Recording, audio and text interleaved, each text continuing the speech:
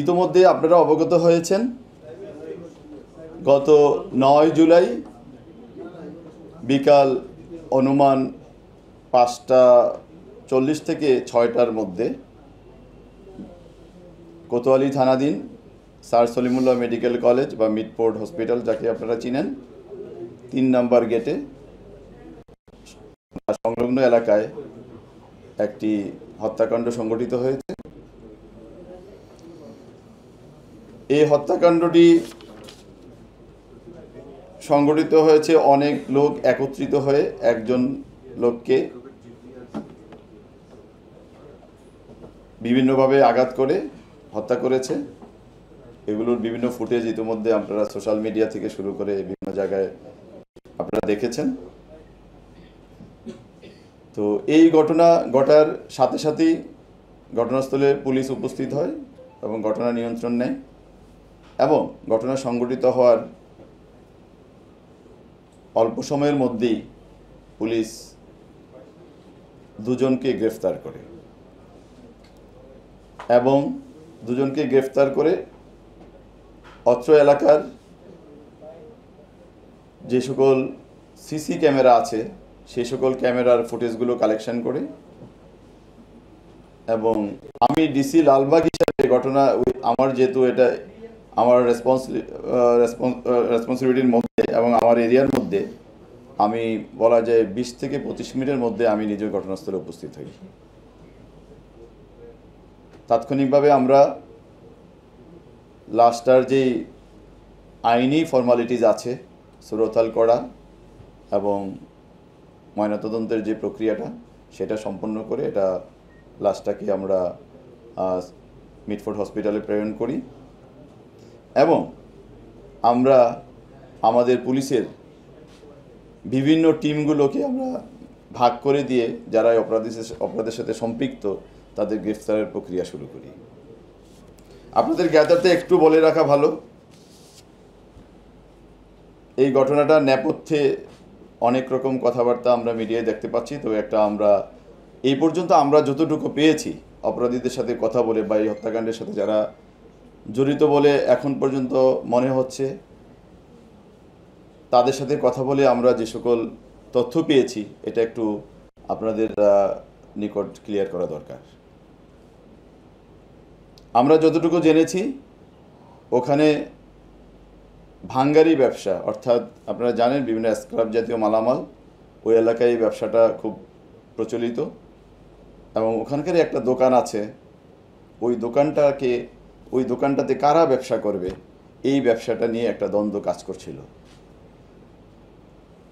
আমরা এতটুকু জানতে পেরেছি যিনি হত্যাকাণ্ডের শিকার হয়েছেন এবং যাদেরকে ধারণা করা হচ্ছে এই হত্যাকাণ্ডের সাথে জড়িত তারা পরস্পর সম্পর্কিত এবং ব্যবসাটা তারা একসাথে কিছুদিন করেছে, কিন্তু যখন ব্যবসায়িক লেনদেন নিয়ে একটা দ্বন্দ্ব তৈরি হয় তখনই তারা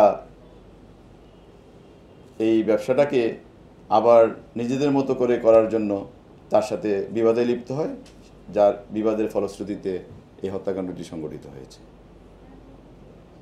এই হত্যাকাণ্ড সংক্রান্তে ঘটনার পরদিন অর্থাৎ ৯ তারিখে ঘটনা ঘটেছে। ১০ তারিখে যিনি হত্যাকাণ্ডের শিকার হয়েছেন ভিকটিম সোহাগের বোন কোতোয়ালি থানায় বাদী হয়ে একটি মামলা দায়ের করে, যার মামলা নম্বর ৭/১০ জুলাই এবং এটা হত্যা মামলা সংক্রান্তে ঘটনা সংক্রান্তে যে সকল ধারা আছে বাংলাদেশ দণ্ডবিধির সেই সকল ধারা অর্থাৎ ৩০২, ৩৪ এই ধারায় এই মামলাটি সংঘটিত হয়েছে বা দায়ের করা হয়েছে। ঘটনা অব্যবহিত পরেই আমরা ঘটনার সাথে সংশ্লিষ্ট সন্দেহে আমরা দুজনকে গ্রেফতার করি এবং আমাদের যে সকল ভিডিও ফুটেজ আমরা পেয়েছি বিভিন্ন ক্যামেরা থেকে, সিসি ক্যামেরা থেকে, ওগুলো বিশ্লেষণের মাধ্যমে আমরা ঘটনার সাথে যারা সম্পৃক্ত তাদেরকে শনাক্ত করতে সক্ষম হই এবং এই ঘটনার সাথে সম্পৃক্ত আছে এবং বিভিন্ন ফুটেজে দেখা গেছে যারা ঘটনার সাথে সম্পৃক্ত এরকম ৫ জনকে ইতোমধ্যে গ্রেফতার করা হয়েছে এর মধ্যে মাহমুদুল হাসান মহিন 41, আলমগীর 28 মানে বয়স তার 28, লম্বা মনির, টিটন গাজী এবং তারেক রহমান রবিন, এই 5 জনকে গ্রেফতার করা হয়েছে। এর মধ্যে মাহমুদুল হাসান মহিন এবং তারেক রহমান রবিন এজাহার নামীয় 1 এবং এজাহার নামীয় 15, এই দুজন ঘটনার দিনই গ্রেফতার হয়েছে এবং তাদের দেয়া তথ্যের ভিত্তিতেই অন্যান্য আসামিদেরকে শনাক্ত করা হয়েছে এবং এই দুজন এই মুহূর্তে আমাদের হেফাজতে আছে।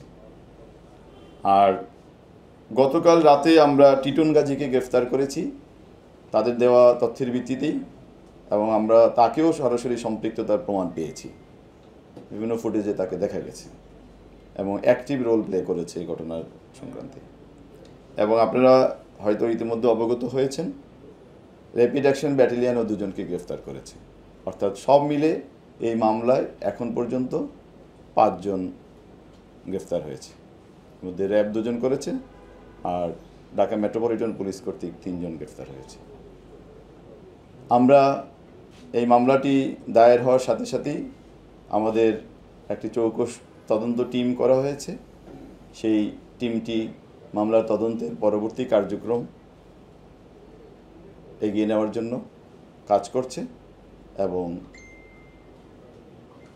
অপরাপর যারা অপরাধী এবং এই ঘটনার সাথে সম্পৃক্ত তাদের গ্রেফতারের সকল প্রক্রিয়া চলমান রয়েছে। ঘটনা সংক্রান্তে এতটুকু এখন পর্যন্ত আমাদের অগ্রগতি। ধন্যবাদ সবাইকে।